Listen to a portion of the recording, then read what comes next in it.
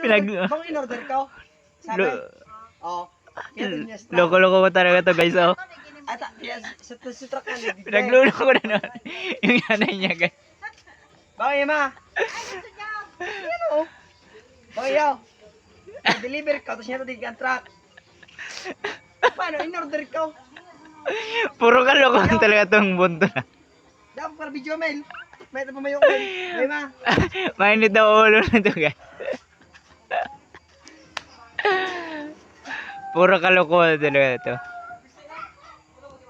Ayan.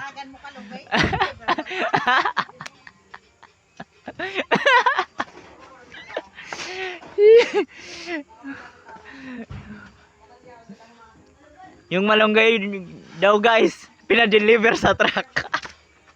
Ganun ako mag-order. Kung hindi talaga loko to. Ganun ako mag-order kasi pogi ako. Loko-loko talaga to. Kaya nga sabi ito ko, di.